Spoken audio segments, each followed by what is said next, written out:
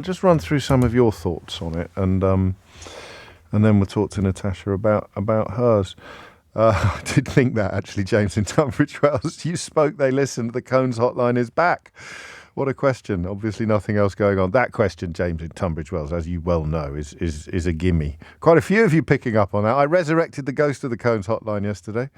And whoever that obscure backbencher was complaining to Rishi Sunak about traffic jams seems to have brought it back into play again today. Ian in Wolverhampton also picking up on that. Let's have a look. I just threw coffee everywhere, laughing at Sunak's plan, writes Joe, to win the election. Yet more mess from this Tory government. A bit of bants while the country crashes and burns. Brilliant. Starmer missed an open goal there with things you may lose. He should have mentioned an Oyster card. Reference there to Susan Hall, one of the most harrowing victims of crime that this country has ever witnessed. I didn't think it was possible, says Ian in Brentford, but Starmer was even better this week. Forensic and cutting. Sunak was pathetic. Sunak and his Tory cronies were an absolute joke, and unfortunately none of us are laughing. That's the end of my highbrow analysis. I'm fairly sure I'm right about this, says Gus, but I don't think I've heard it commented on. Sunak appears to forget each week that Starmer is right honourable, not just honourable. Is that true? Is he right honourable? Yes, he's a Privy Councillor. I heard him say right honourable, but maybe he did. Gary in Darlington says Sunak's like John Major, but without the charisma, which I think is a comment that works on several levels. And Matt picking up on something that I'm inclined to agree with. Sunak looks like he's had enough of the whole situation. He seems to be defeated. And Sunak looks more like Pitt the Younger from Blackadder every week, says Guy in Torquay. Quite a few people picking up on the Cones hotline as well. Love the show, James, but PMQs has become an embarrassing part of our government. These are supposed to be our brightest and best. I can't believe the behaviour. Other countries must think we are beyond saving. You'd be surprised, actually. I forget what country it was in, but there's routinely actual fist fights in some parliaments. Natasha Clark, LBC's political editor, is with me. He went in hard on Rwanda, and he went in quite effectively. Really. He did. He was really good. I think another stunning outing for Keir Starmer there, wasn't it? You said it wasn't going to be better than last week. I think it was. Do you?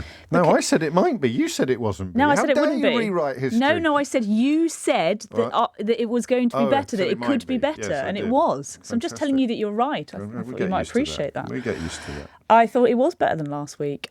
His strategy of really making lots of terrible dad jokes, but actually it does work, and then intersecting that with some quite dissecting of this Rwanda plan, really ripping it to pieces, and kind of not focusing on the overall overarching theme of migration, but just going forensically in on this is why it's rubbish, this is why it doesn't work, this is how much money it's going to cost.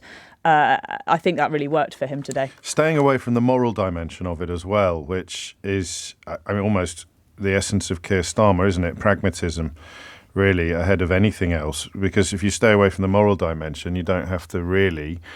apart from Sunak reminding him at the end that he did once call it immoral, there's a change in tactic there, because now he's just focusing on the inefficacy of it and the cost and the small print. And the small print is terrible for the Foreign Secretary and for the Prime Minister, up to and including a senior Rwandan politician on the telly yesterday, I think talking to ITV News, talking to Paul Brand, saying there's nothing in the new document that wasn't in the old one.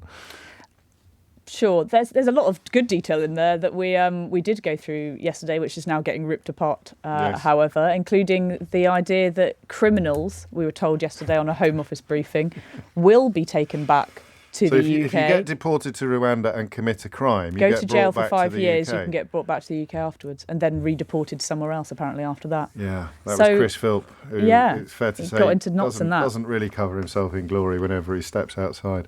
No, but yes, I think it makes it easy for Keir Starmer, doesn't it, when these deals are so full of holes. We're taking some migrants back from Rwanda as well, according to the deal that Rishi Sunak and the Rwandan government signed just yesterday.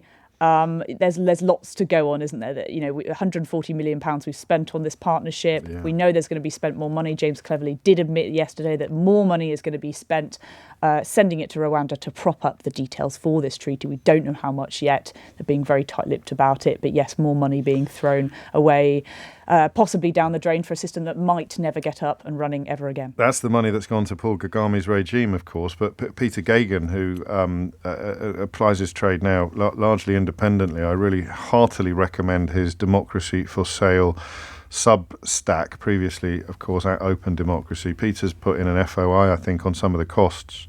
So they might have sent 140 million quid to Rwanda itself, but they spent 2.1 million pounds fighting legal challenges to the policy here at home. Last month's doomed Supreme Court case alone cost almost 300,000 pounds. So there's plenty of money around. Think about how many tax cuts that could have How many paid nurses, for. Natasha? How many Nurses? teachers' How many salaries nurses that could have paid provided. for? Someone will be doing the calculation as we speak. Does the Europe stuff work? Because I tell you, that was an interesting moment. So he didn't reach for the emergency Corbyn button, obviously, and he hasn't now for 4 weeks by my reckoning. I think you're right. So I think they've established that doesn't work anymore. It probably does him more harm than good, because all Starmer has to do is stand up and say, I threw him out of the party. He's not here anymore, mate. It's not here anymore, but he does still think that by saying, ooh, Europe, that might cause Starmer problems. But Starmer came back on that with probably his weakest joke, actually, about Swiss cheese and not wanting to upset the Prime Minister by mentioning a European country. I don't know that that there's any toxicity attached anymore to Rishi Sunak suggesting that Keir Starmer feels rather more warm towards Europe than Rishi Sunak does. I think there is a bit, and there is a bit of Keir Starmer is the guy that campaigned and under Jeremy Corbyn for us, to have a closer relationship with the EU and to rejoin it. And that's the guy. And does he still hold those views or not? And those are legitimate questions that people will be asking of Sir Keir Starmer ahead of the next election. So I think the Tories obviously have very few emergency buttons to push, and that is one of them. Yeah, and it's a weak one, even if it's mildly effective. Final question, and we need to be brief. I've just noticed the time. What's happened the last 2 weeks, do you think? Has Starmer got new people around him? Has he changed his diet? He's clearly stepped up, hasn't he? He's had his Weetabix and Yes. he's, more dad jokes, preparing me ready for Christmas. But it's working, isn't it?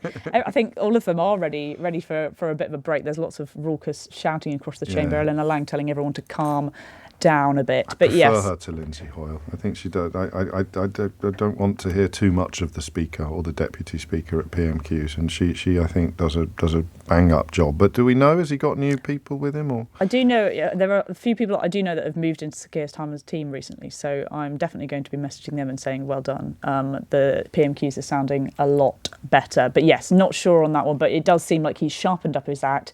He's really going on stuff that he knows is very forensic and peppering a couple of good jokes in for good measure.